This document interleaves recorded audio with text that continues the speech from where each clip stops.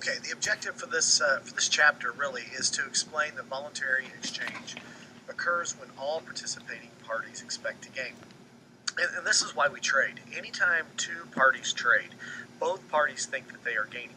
When you go down and buy your lunch today, or you did go buy your lunch today, you gave them money and they give you food. Well, you both feel like you're gaining.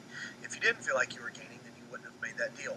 But there's also times that the government steps in and does things for us. Now, you may not feel like you're gaining, but the government has made a decision that we want a roundabout, or we want, or the government or the community needs bicycle paths or parks, and in the long run, we would all gain. So, what this chapter talks about is how the government intervenes in our pure free market economy to hopefully help out the good for everyone.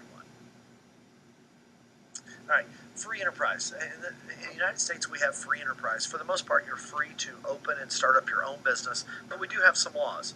And the more laws we have, the more restrained or the more restricted we are. And sometimes that takes away from growth the more laws there are in place. And as we've talked about in class, we have to weigh that balance.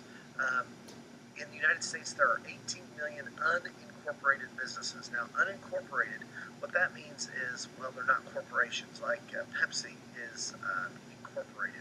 All of the all of the companies that you see on the north wall over by the door, the Cat, the Kodak, the General Motors, Kraft, all of those are corporations. And some of your parents own corporations. If it's Joe Schmo Incorporated, well, that's a corporation. Or if it has an LLC afterwards, that is a corporation. LLC stands for Limited Liability Corporation. When you opened up a lemonade stand or if you mow lawns, you are an unincorporated business. So there's lots of those out there. 3 million of these are owned by minorities. And then here in the United States, it's called the land of opportunity because you're able to come here and open up a business and do whatever it is you want to do. Just look around at the businesses locally that are owned by people outside that would appear not born here in the United States. So that's why they come here. It's the land of opportunity. Why is America successful? Well, we have lots of things going for us. One, there's lots of land. There's still tons and tons of land. You can still homestead land out west. Now, that land is not very valuable, but there still is land that you can go out and homestead for basically little to no money. When I say little, I'm talking $100 over the next 2 years. So we have lots and lots of land. We have lots of natural resources, coal, oil, water, gold, and the list just goes on and on.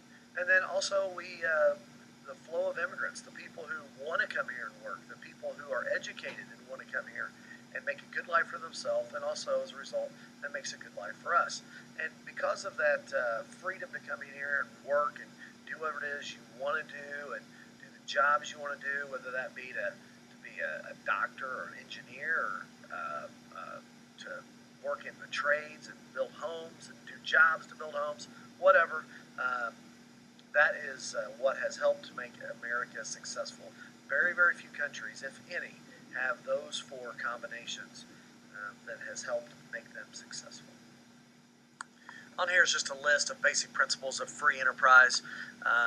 It's a listing. You might be asked to list that on a quiz or test. You definitely want to know what those are and what each one of them are. So if you don't understand any of those, check your book. If you still don't understand what any of those are, be sure to check with me. All right, hopefully you've started to realize, and I've mentioned a couple times, that this chapter is all about how the government steps in to try and above and beyond what they would normally do in a pure free market economy. In a pure free market economy, our government would do very little. They would protect private property rights, and that's really about it. So our government obviously does a lot more than that. We have roads, we have parks, we have libraries, we have national defense. We have all kinds of things that the government steps in and does. We have Social Security, Medicare, yada, yada, yada. And everybody certainly disagrees to what level the government should do those types of things. Well, we have in Econ, we have different terms that we use for these areas where they step in. And in this slide and on this video, we talk about public goods and where they step in, where the regular market fails. So the government steps in where if there was no government, where we would fail. So in other words, if we had no government, we certainly wouldn't have the high quality of roads that we have, but yet we're all happy we have those. So fortunately, we have the government that steps in and takes care of those roads for us. Now, some people might disagree on how that money should be spent.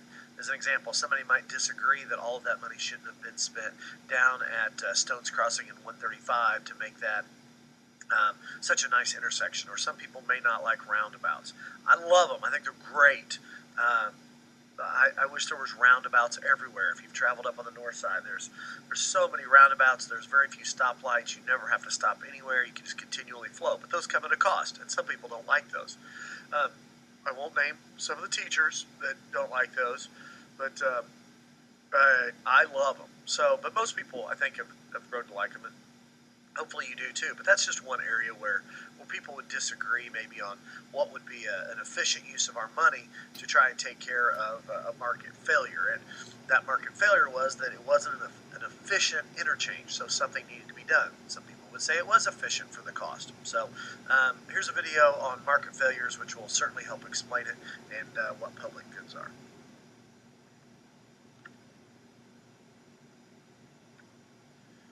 All right, free riders were talked about in the video, somebody who takes advantage of something that somebody else has paid for. People who are not willing to pay for a particular good or service but would benefit from it if it were offered as a public good.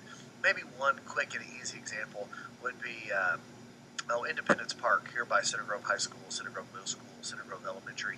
It's been around for a few years now. That was paid for by the people of Johnson County.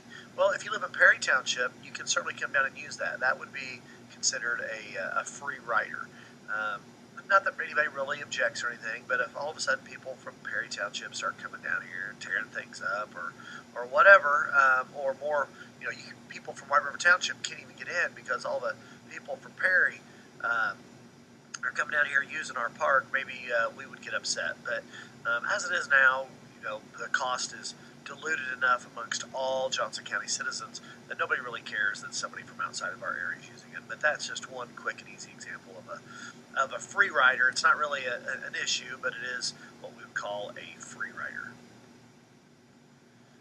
One of my favorite topics, externalities. I don't know why, but externalities are cool. The free rider thing, I think it's interesting, where government decides to step in and not step in, and where some people think they should step in, and with the whole presidential election and everything, it's how much should Medicare do? How much should Social Security do? At what cost?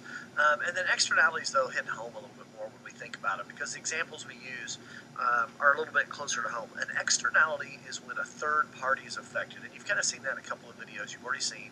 I've got another video here for you. This one's about 7 minutes long, so it's a little longer than most of them, but it's pretty good. So an externality is if your neighbor has a dog that starts barking every morning about 5:30 and wakes you up. That is a negative externality. You have no control over that dog, but it's impacting your life. Somebody abandons their home right next door to yours, and the grass grows really, really tall.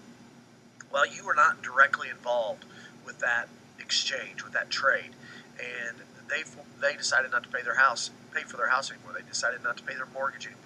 But yet the value of your home went down, and now you got weeds, and you got varmints growing, coming in next door, and who knows what. So that's all negative. Now, somebody comes in a couple of years later and buys that house and fixes it all up. That's a positive externality for you. You didn't do anything, and all of a sudden that house got nicer. So an externality is when a third party is affected. If you're sitting here in class or whatever in Econ, and another example of an externality would be if every day, if somebody in class just, passes gas, if it's Miss Warner or Miss Miller or Miss Tracy, just every day, it's like, oh my gosh, it just stinks so bad. That would be a negative externality. Now, if those same three people would put on some perfume and, smell really nice and just makes your day that much more pleasant, boy, that is an example of a positive externality.